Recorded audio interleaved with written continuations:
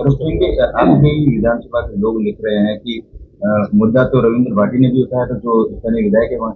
आज मैं बाजरे की रोटी कोई चूर के ला के दे दे तो इसका मतलब ये नहीं है कि बाजरी यहीं पक गई है, कोई थाली में पक गई है। उसके लिए बरसात भी हुई है, फिर उन्होंने सूर भी किया है, बाजरी बोई है, मैदान भी किया है, तारबंदी की है। लंबी चौड़ी खेती होती है, 5-6 महीने की जो खेती होती है, उसके बाद में बाजरी वो तैयार होती है और फिर आटा बनता है और फिर चूरमा हमारे हाथ में आता है। इसलिए ये चूरमा ऐसे नहीं बनता।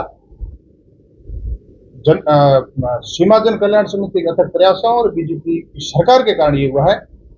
और कोई ये राह बेटा कह दे, अब खेत में कोई मतीरा पड़ा है, तोड़ के किसी को कह दे कि ये मेरा मतीरा, ऐसे हो नहीं सकता। मतीरे के लिए भी बीज संजोने पड़ते हैं, फिर वो होता है, फिर बारिश होती है, लंबे प्रयत्न करने पड़ते हैं। ये लंबे प्रयासों के कारण ये हुआ है। और इतने सारे संगठनों ने, इतने सारे लोगों ने, भारतीय जनता पार्टी के कार्यकर्ताओं ने, भारतीय जनता पार्टी के केंद्रीय मंत्रियों ने, सबने विशेष करके प्रयास किए। गजेंद्र सिंह जी का बड़ा इसमें योगदान रहा, कैलाश जी के भी प्रयास रहे, और सारे बीजेपी के, जैसलमेर के, बाड़मेर के सारे जो पूर्व विधायक, वर्तमान विधायक या संगठन के कार्यकर्ता, सबने लंबी चौड़ी खोज ने ये प्रयास किए। ये इतना आसान भी नहीं है कि कोई कुछ कह दे तुरंत उसका फैसला हो जाए। डीएनपी अपने आप में एक बहुत बड़ा टेक्निकल समस्या है, ये अभी रिलीफ मिली है। और अगर कोई और कर दे तो अभी तक तो बहुत अड़चने बाकी है, कोई करना चाहे तो। देखिए, प्रयत्न ये आज के नहीं है। सीमा जन कल्याण समिति संगठन आज का नहीं, कई वर्षों का है। ये बॉर्डर की हर समस्या के समाधान के लिए संगठन निरंतर कई वर्षों से प्रयास कर रहा है।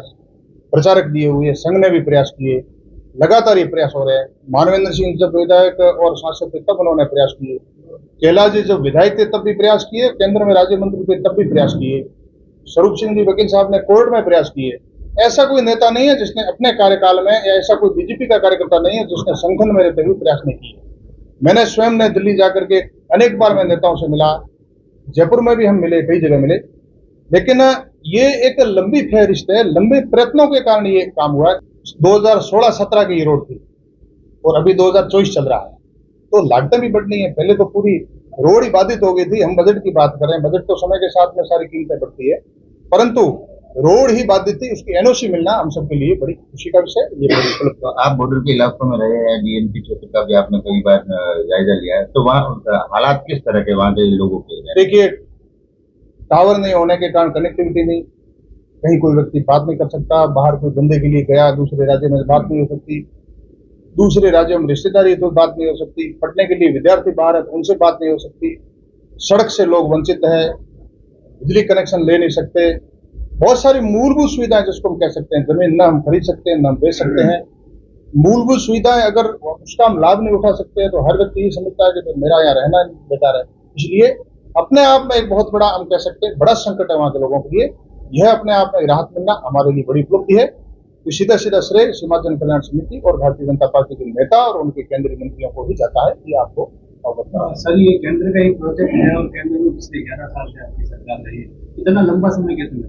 देखो, मैं तो ये कह रहा हूँ, हो गया ना तो आप इसको उपलब्धि मानिए। बड़ा कठिन है, क्योंकि ये सीधा वन्य जीव संरक्षण अधिनियम अपने आप बहुत कठिन कानून होता है।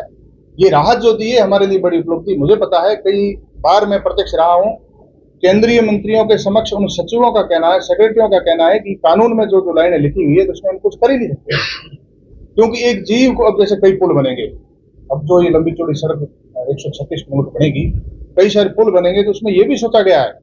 अब ट्रैफिक चौकी बहुत कम है, लेकिन पुल जो इतने दिए हैं उसका हेतु ये है कि मान लो वन्य जीव को जा रहे हैं तो नीचे से जाएंगे, उनका सड़क पर कोई नुकसान नहीं हो, कहीं हादसा नहीं हो। इतनी सारी चीजें, और बहुत बड़ा सेंसिटिव मैटर है, इसलिए ये इतना होना ये हमारे लिए, हमें उपलब्धि मानना चाहिए।